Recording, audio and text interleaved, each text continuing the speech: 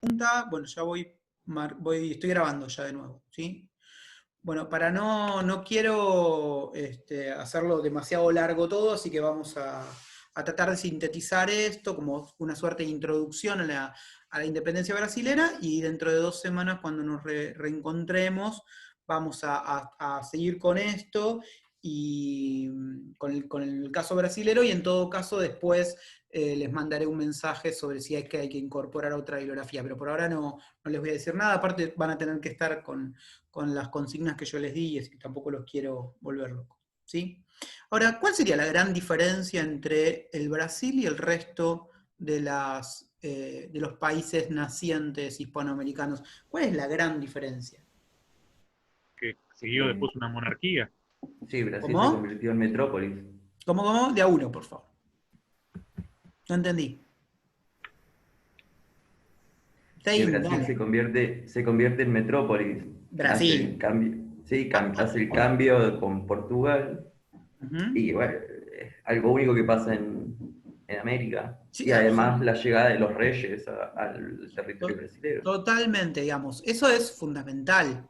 Digamos, a diferencia de lo que sucede en Hispanoamérica, en donde se produce la vacatio regis, se produce la vacancia del poder debido al apresamiento de Fernando, en el caso del Brasil es todo lo contrario. Hay una continuidad en el poder, no hay una ruptura, hay una continuidad, y una continuidad que en realidad es una profundización de ese poder.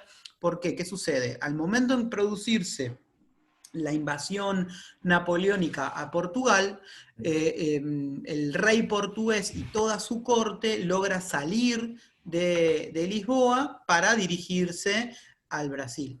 Entonces, y esto, digamos, este traslado está financiado por los británicos, por Inglaterra, que es aliado, como ya lo vimos, aliado tradicional de Portugal. Entonces, nosotros vemos a la corona portuguesa mudada íntegramente al Brasil, y manteniendo la legitimidad del poder monárquico desde el Brasil, marcando la continuidad del imperio portugués. Digamos, a diferencia de lo que sucede en España, en donde se pierde la cabeza de la monarquía, se resignifica esa forma organizativa institucional a partir de la creación primero de la Junta y luego del Consejo de Regencia, el llamado a Cortes y todo lo que ya sabemos, y lo que hay ahí es una ruptura profunda. En el caso español es una ruptura con América, pero es una ruptura interna también. En cambio, el caso portugués, lo que hay es una continuidad institucional a partir del mantenimiento de la figura del rey, de Juan, en la cabeza de la monarquía portuguesa, ¿sí? Entonces, ahí hay una gran diferencia, enorme diferencia, ¿sí? Y después hay Ahora, como una diferencia en el proceso que se llamaría revolución, porque no se presentan guerras internas en el territorio, sino más que nada en Europa. La corte llama al rey para que dé la cara, y ahí es donde se produce un problema también. sí, bueno, ahí hay como una situación, si quieren, un poco paradójica, porque, a ver, yo imagino que nunca ninguno de ustedes se puso a pensar en cómo es que el virreinato, digamos, el territorio hispanoamericano, que es muy amplio, que va de México a lo que actualmente es la Argentina, se fragmentó, cómo se fragmentó, y el caso del Brasil se mantuvo unificado.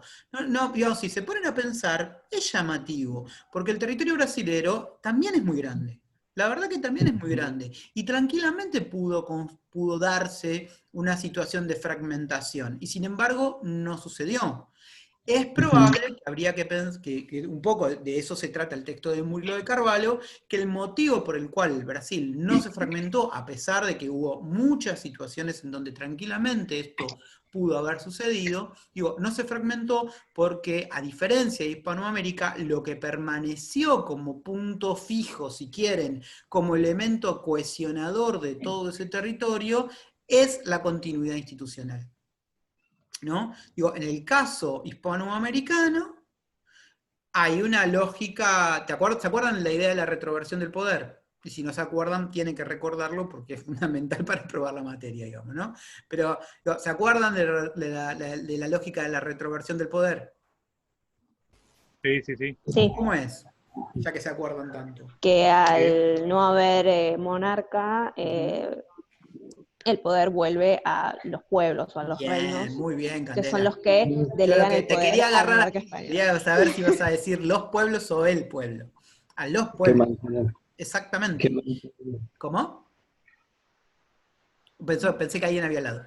Perfecto, tal cual. Pero en el caso del Brasil, como hay una continuidad institucional, no se produce esa lógica de la retroversión del poder. Ahora vamos a ver cómo hay situaciones que tranquilamente pudo haberse dado esa situación, pero la existencia de la continuidad del monarca va a permitir va a impedir, quiero decir, que se produzcan movimientos centrífugos que lleven adelante la fragmentación, ¿no? De la Tupac amarización, digamos, del Brasil, podríamos definirlo, ¿no? Ahora, llamativamente, lo que vemos es que el Brasil logró mantenerse unificado y constituir de todo ese amplísimo territorio una sola nación, y sin embargo, Murilo de Carvalho lo que plantea es una paradoja iniciática. ¿Y en qué consiste esta paradoja iniciática? Y es que si uno analiza el periodo colonial brasilero, uno lo que puede definir es que está caracterizado básicamente por la fragmentación y por la incapacidad del Portugal para lograr centralizar el poder. A ver, Portugal, por una cuestión demográfica, territorial, ha sido una potencia de segundo orden en general, digamos, ¿no? Un pequeño país que colonizó un amplísimo territorio en América. El control de estos territorios tan vastos eran bastante dificultosos para la corona portuguesa, por lo tanto, desde el momento de la colonización tuvo que instrumentar, digamos, una serie de mecanismos para lograr ese control, ¿sí? Y esos mecanismos fueron la creación de las capitanías, ¿sí? Desde el siglo XVI. ¿Vieron algo de esto?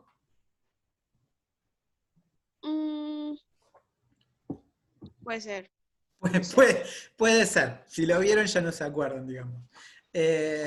Las capitanías vendrían a ser como, digamos, divisiones distritales de todo el territorio, que uno podría casi definirla como lonjas muy grandes de tierra que van desde la costa hacia el interior. ¿Sí? Ah, sí, sí, sí, sí, sí. Ahora, esas capitanías, en un primer momento, son entregadas a hidalgos portugueses, que en general son nobles de segunda, su inmensa mayoría, en forma, digamos, se van a llamar capitanías, pero son cuasi feudos, digamos, ¿no?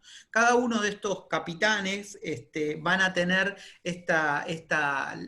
control de estos territorios en forma hereditaria originalmente,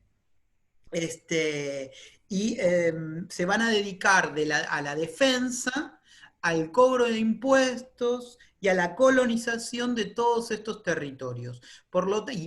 Digamos, a pesar de que existen estas capitanías, que se dan esta formación de capitanías, al mismo tiempo va a haber un virrey, ¿sí? En el territorio brasilero, que va a gobernar desde Río de Janeiro.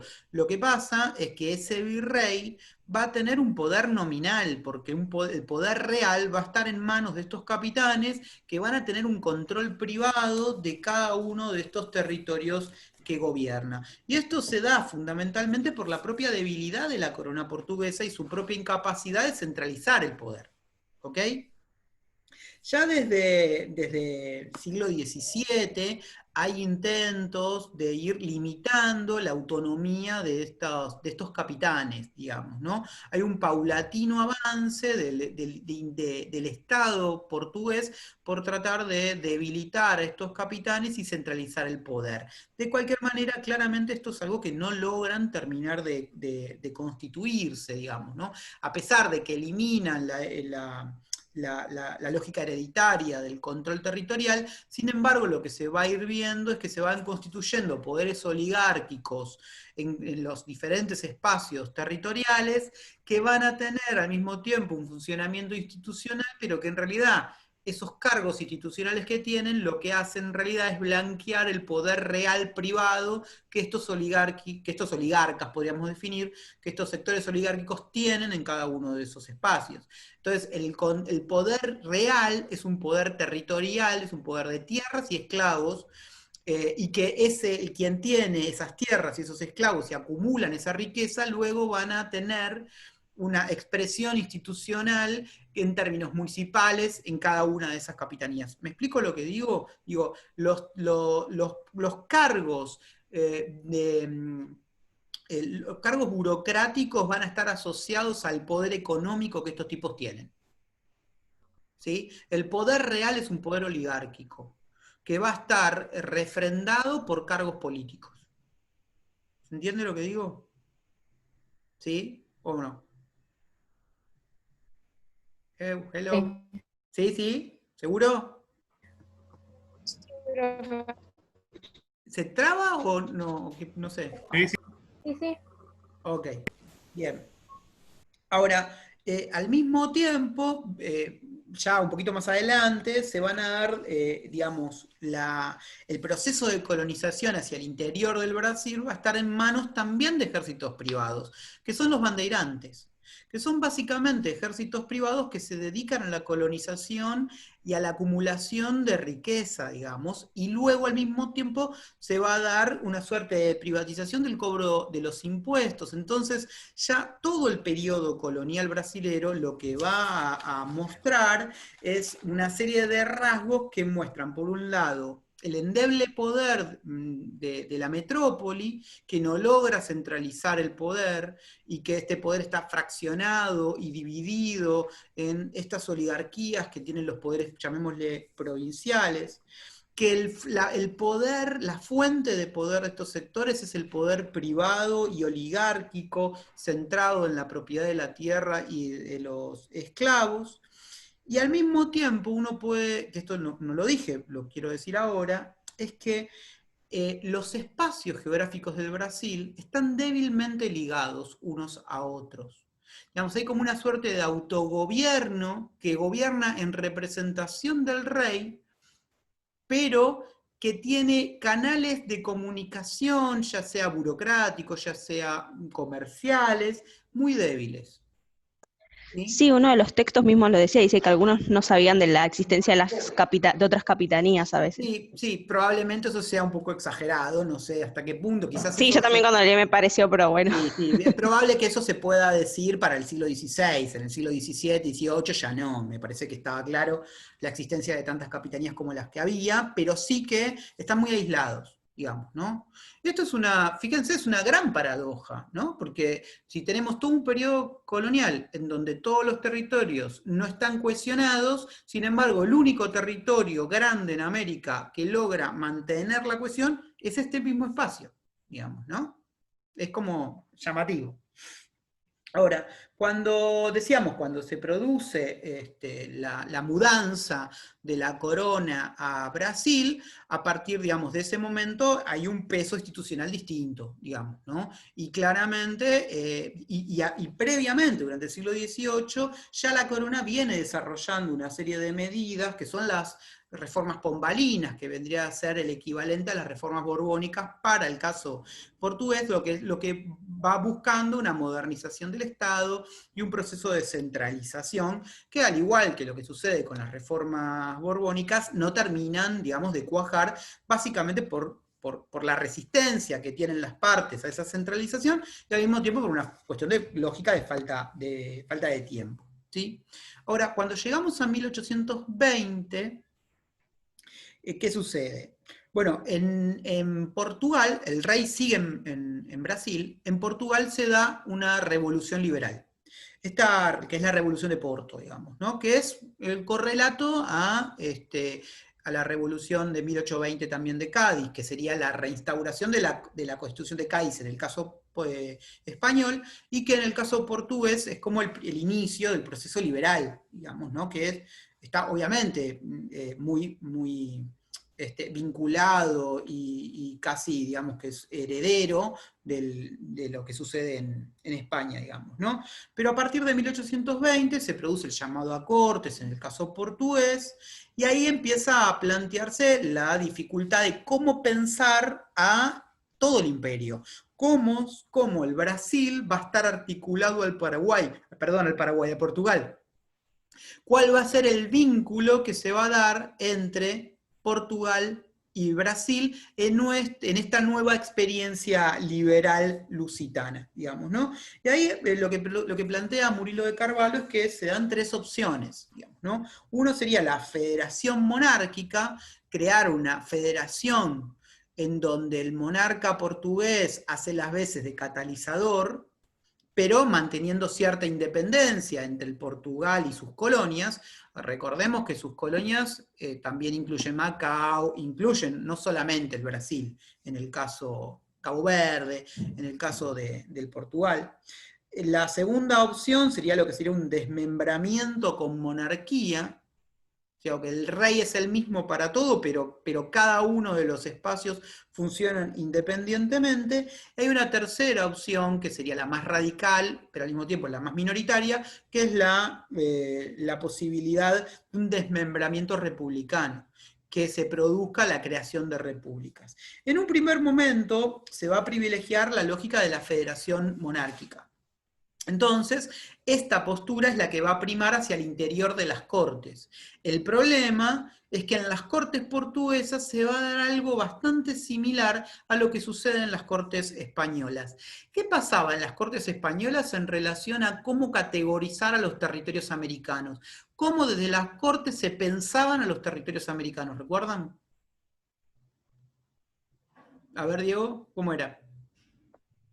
Que casualmente en teoría teníamos que ser todos iguales, pero entre los hechos ellos estaban sobre nosotros y nosotros los complementábamos a ellos. Totalmente, era tal cual. Entonces, bajo esa lógica, a pesar de que hay discursos que plantean que el Brasil y el Portugal son absolutamente funcionales y debieran estar unidos porque uno depende del otro, sin embargo lo que termina sucediendo es que hay una lógica muy metropolitana, digamos, ¿no? Una lógica en donde el Brasil pasa en los hechos a ser una colonia.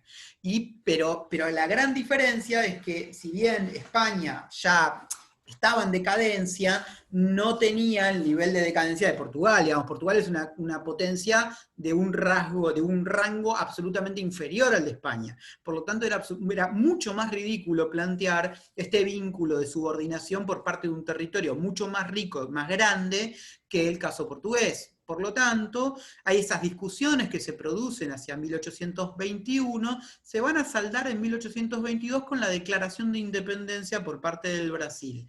Ahora, y acá viene la cuestión, ¿cómo se declara la independencia?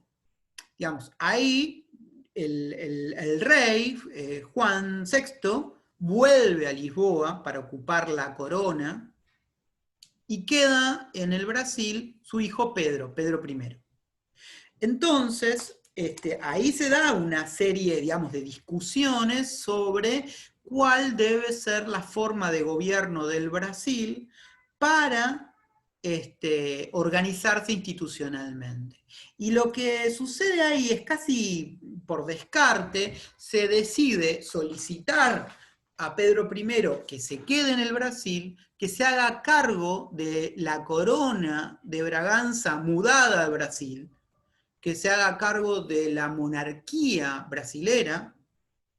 ¿Por qué? Porque la salida republicana encierra un peligro gigante para las oligarquías brasileras.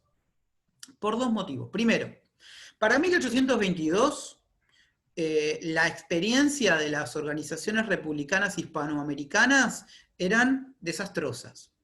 Para 1822 tenemos en la inmensa mayoría de los países latinoamericanos, salvo el caso de Chile y hasta ahí, guerras civiles. Las repúblicas aparecían como muy frustrantes y caóticas. Por lo tanto, no era una posibilidad la república. ¿Por qué? Porque si se imponía una república, lo más probable era que todo ese territorio se termine fragmentando, ¿sí? Y además, esas repúblicas posibles, en general, estaban muy vinculados con un ideario que era claramente antiesclavista.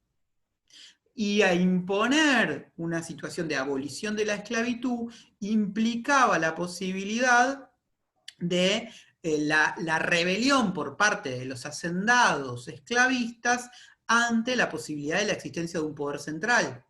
Y al mismo tiempo, todo este caos podía llegar a ser aún peor teniendo en cuenta la experiencia haitiana, ¿no? Ahí hay un terror por parte, en países como el Brasil, donde tienen una población esclava muy grande, el terror a la reproducción de los acontecimientos de Haití, donde los esclavos se rebelan y terminan matando a sus amos blancos, digamos, ¿no? Entonces ahí hay un miedo muy profundo bajo el cual se plantea la necesidad de mantener a la corona como, digamos, el elemento que catalice y que homogeneice a todo el territorio y que impida la fragmentación. Sin embargo, no todos los territorios, no todas las capitanías aceptaron esta situación. Algunas capitanías mostraron lealtad a Lisboa y se rebelaron ante la corona brasilera. Y esto implicó situaciones de guerra civil interna. Por eso hasta ahí no hay violencia, digamos, ¿no? Ahí fundamentalmente son 3 estados, que son Río, San Pablo y Minas Gerais, las que auspician la independencia y el corte del vínculo con Lisboa, y desde estos lugares, que son los lugares más ricos, por otro lado, es de donde va a surgir la construcción de un Estado central y el disciplinamiento del resto de los estados. ¿Ok? Quiero decir un par de cosas más y ya vamos a ir cortando. Digamos, la monarquía va a tender a buscar salidas de centralización. Y en muchos espacios territoriales, regionales, lo que van a ir buscando son salidas federativas, digamos, salidas que le permitan tener un mayor grado de autonomía. Y esa tensión va a ser permanente entre la corona y las provincias. ¿Ok? Ahora, mientras va a haber un momento en particular, esta tensión se va a ir definiendo a partir de vínculos institucionales entre la corona y la representación. A ver, la monarquía brasilera no es una monarquía absoluta, es una monarquía constitucional. Por lo tanto, el monarca es una suerte de poder ejecutivo, pero los poderes legislativos son un sistema electoral representativo en donde aparece una Cámara de Diputados y un Senado vitalicio. Digamos, el sistema institucional monárquico brasilero es complejo. Digamos, tiene instituciones como un poder, un cuarto poder que aparece como un poder hereditario vinculado al monarca, hay un consejo de Estado, hay un senado vitalicio y hay una Cámara de Diputados representativa a través del voto popular, ¿sí? Y ahí aparecen básicamente 2 partidos, que son el conservador y el liberal, que se van a ir disputando el poder electoral, pero siempre con la figura del rey, que es el que posibilita la cohesión de todo el territorio, ¿sí? Y el rey, en general, va a ir formando gabinetes, incorporando gente liberal y conservadora al mismo tiempo, generando, digamos, que siendo una especie, digamos, de garantía del orden en ese sistema institucional, ¿sí? Ahora, va a haber un momento en particular que se va a dar desde 1831 hasta 1841, que va a ser el momento de mayor, y con esto voy cerrando por ahora, que va a ser el momento de mayor inestabilidad del período. ¿Por qué? Muere Juan VI en Portugal, y Pedro I es invitado a ocupar la corona portuguesa, pero si ocupa la corona portuguesa, debe abdicar a la corona brasilera. Y es lo que hace, abdica a la corona brasilera y se va a Portugal a gobernar Portugal. Y queda en Brasil su hijo, Pedro II. Pero Pedro II tiene 6 años en ese momento. Por lo tanto, no puede gobernar por sí mismo. Y va a gobernar un consejo de regencia que en general en la historia brasileña aparece como el periodo republicano dentro del imperio brasilero, digamos, ¿no? Y este momento, digo, es importante, ¿por qué? Porque se da una serie de movimientos centrífugos, una serie de movimientos separatistas, de rebeliones provinciales, ante la inexistencia de un rey, ¿no? Hay una rebelión permanente de un montón de espacios, declara la independencia Pará, declara la independencia Bahía, declara la independencia Río Grande do Sul. Río Grande do Sul va a formar lo que se denominó la República Farroupilha entre el 35 al año 45, que es interesante porque, digamos, va a formar una república que va a tener mucho más vínculos con Rosas que con Río de Janeiro en ese momento, digamos, ¿no? Y esto va a llevar, digamos, ¿por qué se producen estas rebeliones? Bueno, se producen estas rebeliones por la profunda centralización que tiene el Estado brasilero. Que esta centralización implica, por ejemplo, que las localidades tengan que, digamos, cobran impuestos y esos impuestos van en un 80% al Estado central, por ejemplo, digamos, ¿no? Hay una, ante la inexistencia del rey, muchos de estos espacios aprovechan para intentar llevar adelante la independencia. Ahora, en 1841, ese rey va a tener 16 años. Se va a apurar, digamos, lo van a declarar mayor de edad con 16 años para que vuelva a ocupar la corona y va a iniciarse, digamos, nuevamente un periodo de centralización y de pacificación a través de las armas, digamos, ¿no? Hay una guerra dentro de ese Estado central hacia esos espacios que se quieren independizar. Ahora, quiero decir esto y ahora sí con esto termino. Entre 1840, podríamos decir, 1841, hasta la década del 60, es un momento muy conservador y de mucha centralización y de poca rebeldía a la centralización. ¿Y esto por qué? Porque a partir de 1840 se inicia el auge de la producción cafetera. Y esa producción cafetera originariamente se va a dar en el estado de Río de Janeiro. Entonces, va a ser un momento en donde va a coincidir el poder económico con el poder político en términos territoriales. Los productores cafetaleros cariocas van a estar de acuerdo con la centralización en la figura del rey que está en Río de Janeiro. Y las posturas más federales se van a dar en otros espacios, especialmente a partir de los productores que producen para el mercado interno. Para la década del 60 esto se va a transformar porque lo que va a ir dándose es una transferencia, digamos, de la producción cafetera del estado de Río de Janeiro al estado de San Pablo. Entonces, a partir de 1860, el poder económico va a estar mucho más en los plantadores paulistas que en los cariocas. Y a partir de ese momento, las posturas federales cada vez van a tener más fortaleza, y al cabo de 20 y pico de años se va a producir un golpe de Estado, la caída de la monarquía y la instauración de una república federal. Entonces, y eso después a la vuelta de las vacaciones lo vamos a profundizar. Pero lo que me parece que es interesante pensar es que en los momentos donde está más consolidada una postura centralista, son los momentos en donde coincide poder económico y poder político. Y en el momento en que el poder económico se disocia, se divorcia del poder económico en términos territoriales, en el momento en que el poder político está en Río de Janeiro y el poder económico está en San Pablo, en ese momento las posturas federales van a cobrar una nueva forma y van a terminar triunfando. ¿Se entiende? ¿Sí?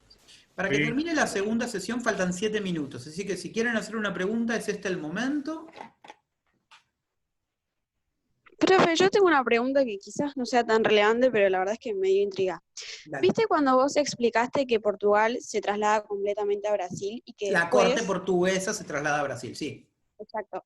¿Qué pasa con Portugal en ese momento? Está invadida por los franceses durante un tiempo largo. Después hay un pequeño interregno en el medio que cuando los franceses se van de Portugal, gobiernan desde Brasil, pero eso dura 4 o 5 años. Después en 1820 se produce la Revolución Liberal y el rey portugués debe volver a Lisboa. Ahí está. Eso era lo que me faltaba, ese lapso no sabía Ok, qué pasaba. Gracias, perfecto. profe. Perfecto. Bueno, chicos, nos vemos en 2 semanas. Les mando durante la semana, denme un poquito de tiempo y les mando las consignas, ¿les parece? Bueno. Sí. Lo Ok. entregamos muy bien en la primera clase, digamos, antes de la primera clase. Lo de la consigna. Sí, el trabajo. Sí, qué sé yo, les doy tiempo, digamos, esto no es tan formal, chicos, yo no voy a evaluar con una nota, me niego, y además por suerte el instituto en eso está bastante piola, tengo otros lugares donde son bastante más hinchapelotas. Yo me niego a evaluar, lo que yo quiero es que acá haya un feedback, que yo pueda ir viendo cómo ustedes están y que ustedes sean conscientes también, en base a algún ejercicio, que puedan empezar a identificar si van bien o no. Joya, joya. Sí, sí, yo más o menos como para ir organizándome con los tiempos, por eso. Y bueno, qué sé yo, les doy 3 semanas, qué sé yo, vamos viendo, si necesitan un poco más, después vamos viendo, ¿les parece? Joya. Bárbaro, Ok. bárbaro. ¿Ok? Está bien.